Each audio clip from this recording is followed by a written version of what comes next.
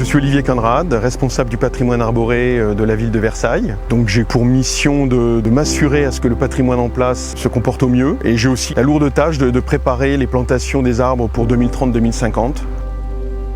Je suis aussi l'élagage de la taille en rideau, ainsi que la taille aussi en port libre pour tous les platanes, au niveau du Trident, avenue de Saint-Cloud, avenue de Paris et avenue de Sceaux.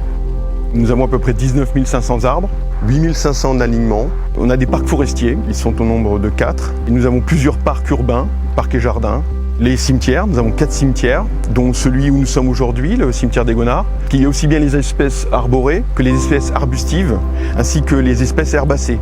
Il faut absolument 3 niveaux de végétation pour que la biodiversité puisse s'installer, qu'un équilibre naturel de la vie des arbres puisse se faire, puisque chaque espèce de végétal abrite en lui un grand nombre de champignons et de bactéries bénéfiques comme non bénéfiques. Et là on voit bien les 3 strates de végétaux. Donc la strate herbacée, qu'on a généralement en milieu au niveau du sol. Ensuite, la strate arbustive, donc à petit dimensionnement, généralement qui peuvent aller jusqu'à 3-4 mètres. Et ensuite, la strate arborée. Et donc ces 3 strates sont primordiales pour une biodiversité et un équilibre naturel du milieu. Il y a 3 milieux hostiles pour l'arbre dans le monde, les déserts, les glaces et les villes. Sachant cela, il faut absolument les préserver, éviter de les abîmer, éviter de les maltraiter au niveau des sols et des racines, puisque les compactages par exemple de passage de véhicules ou de stationnement endommagent les systèmes racinaires de surface. On a revu complètement nos systèmes de fosses de plantation. Auparavant, il y avait un mélange terre-pierre qui était mélangé lors des plantations. Actuellement, on n'est que en terre végétale, généralement amendée, de manière à favoriser le développement racinaire au plus vite de l'arbre lors de sa plantation, et même en y ajoutant des mycorhizes. Une mycorhize, c'est une symbiose que l'arbre fait avec des champignons. C'est ce qui lui permet de faire tous ces échanges chimiques de manière à créer lui-même sa chimie et repousser ses agresseurs. Alors là, je suis actuellement sur l'élaboration des essences d'arbres pour demain. Demain, c'est 2030-2050 pour un arbre, puisque ce qu'il faut savoir, c'est qu'un arbre, dès qu'il va amener des services écosystémiques pour la ville, c'est-à-dire le rafraîchissement des îlots urbains, la dépollution de l'air, la fixation des particules, il faut 20 ans. On fait donc très attention à la plantation, puisque plus vite un arbre s'implante, plus vite il se développe, plus vite il arrive en taille mature. Nous voici en présence d'un arbre nouvellement planté. C'est un Quercus ilex ou chêne vert. Donc on voit tout le protocole de plantation, c'est-à-dire les tuteurs pour le maintenir, avec les sangles pour lui permettre de garder sa verticalité. On voit bien aussi le paillage et la cuvette. Donc là on voit bien l'humidité, voilà. Là on voit vraiment la terre est fraîche, le sol est humide. Donc tout est propice pour que l'arbre se développe au mieux avec ses micro-organismes, son maintien de température identique. Et surtout éviter le dessèchement, puisque un sol nu, un sol compacté comme celui-ci, c'est automatiquement un sol où il y a très peu de vie, même pas du tout de vie.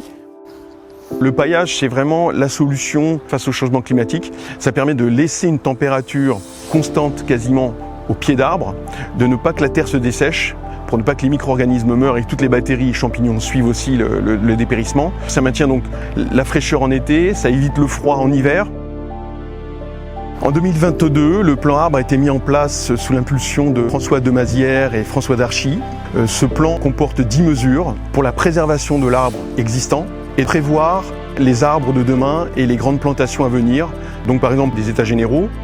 Il y a 53 Liriodendron tulipifera, donc c'est des tulipiers de Virginie qui vont être plantés de part et d'autre de la voirie. Et donc leur but, ça va être vraiment de créer un climat canopée verte en partie supérieure pour que la température diminue, que l'humidité reste. En plus, c'est une espèce de feuillu. Et l'avantage des arbres caducs, c'est que lorsqu'ils sont en feuillaison, ils fixent les polluants et les particules fines. Et au moment de l'automne, lorsque les feuilles tombent, les particules fines retombent avec les feuilles, sont généralement récupérées, mis en compost, de manière à ce qu'ils soient digérés et détruits par les micro-organismes, les bactéries.